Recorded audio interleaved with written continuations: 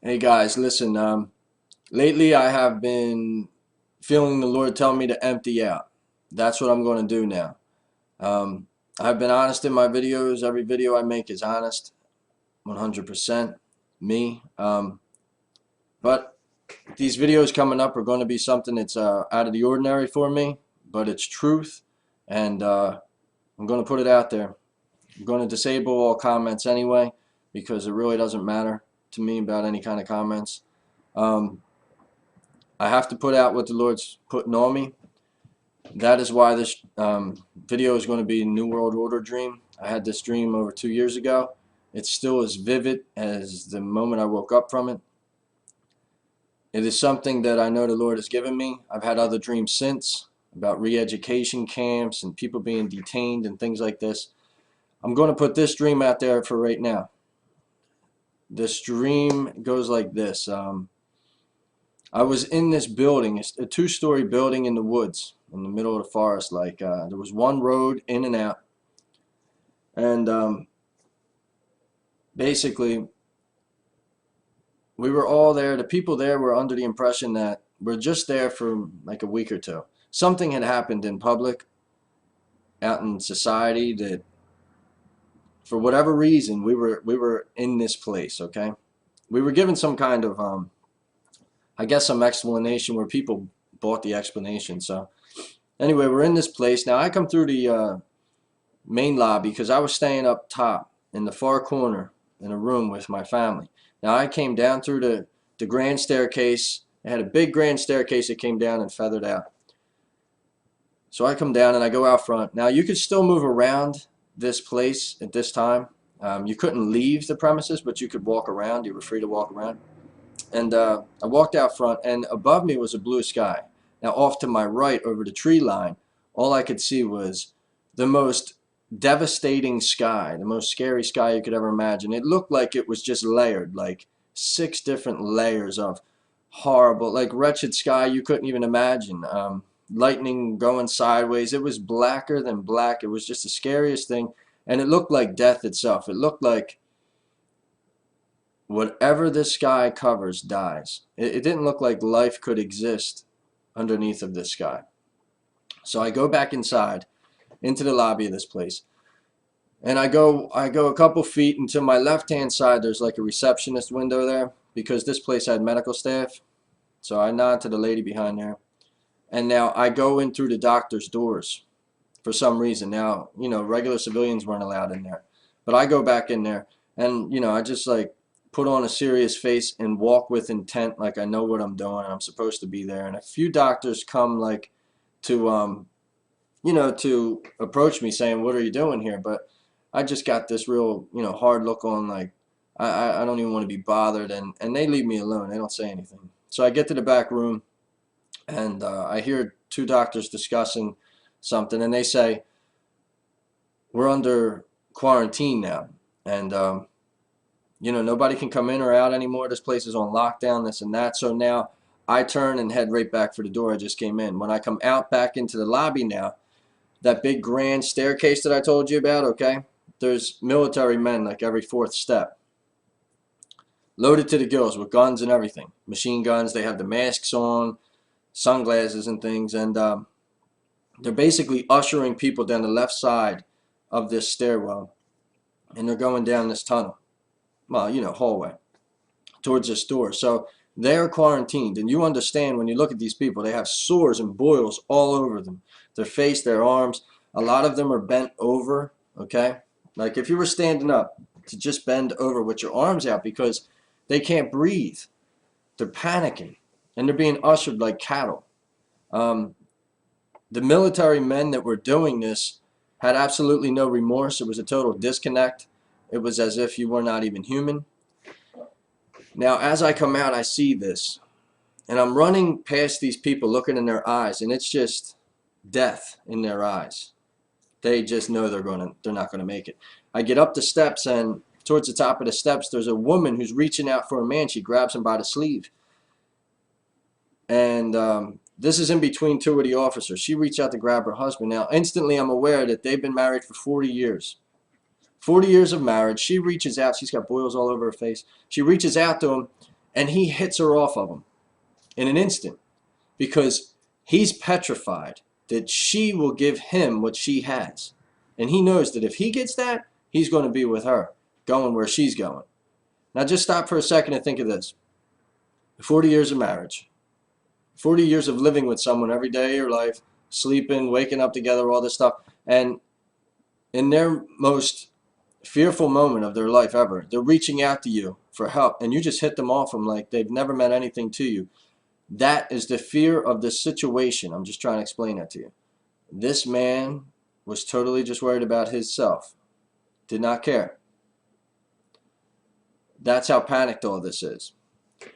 And it was very fast. Everything was moving very fast.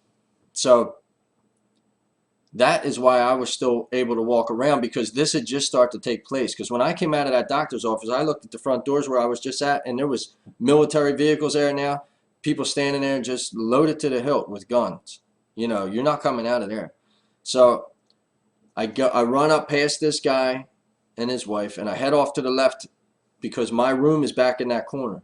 I go through the double doors there where people are being ushered. So these people are being ushered right past me. I'm running right past them and behind the military men.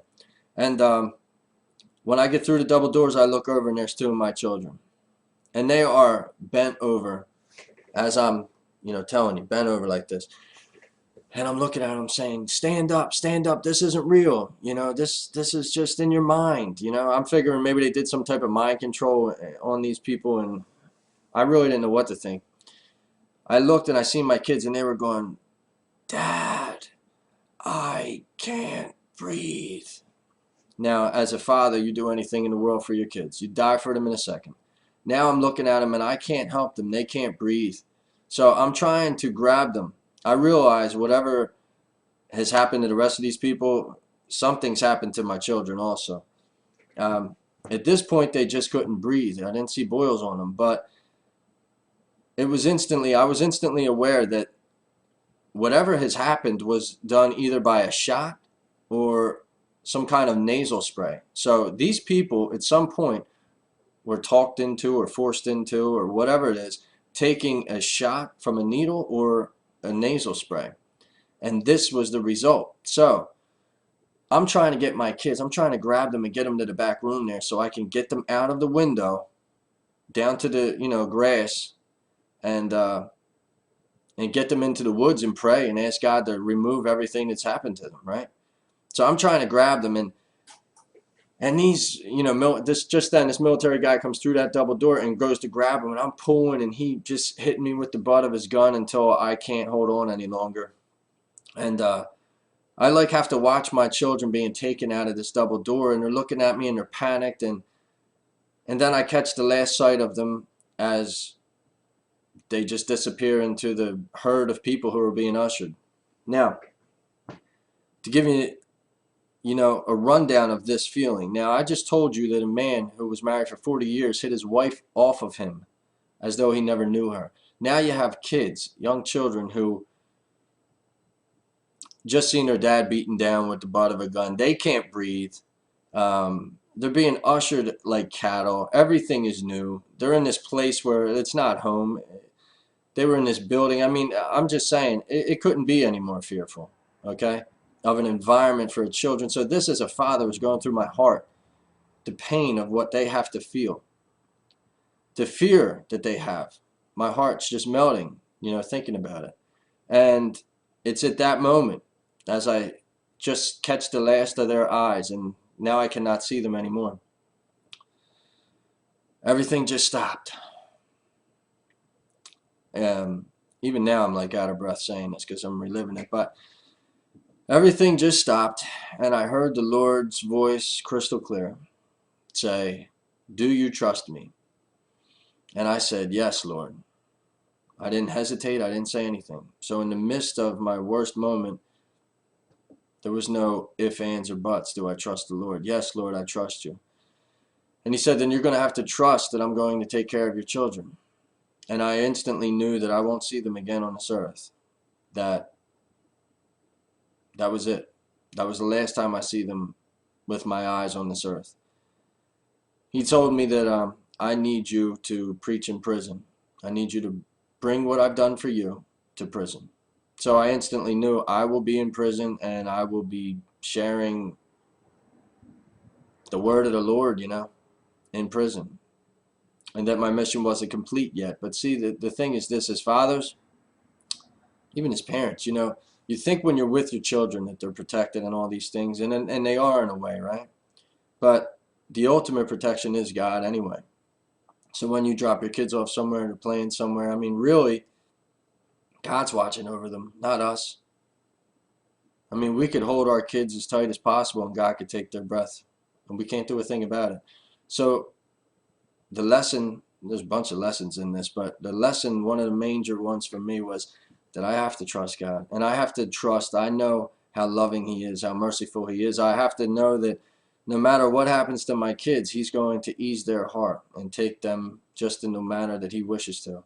And that I have to trust in that. And that I had to keep on going to fulfill whatever my mission was here. I'm telling this dream because I have felt led to empty myself. If I feel other things coming, then I will let you know. But it is at this point so far right now that it's time to get out a lot of the things that I know that I haven't spoke of. So I wanted to share that dream with you guys. I absolutely believe that we're going to be quarantined at some time. And that many people are going to be put into situations where it's very sudden. It will not be announced. They take you off guard. They catch you off guard because that's when you'll easily be controlled, manipulated. If you had time to think something out, you'd act differently. But when you are operating in fear and chaos, you will do anything. As you can see with the guy who hit his wife off of him for 40 years, that's how panicked he was.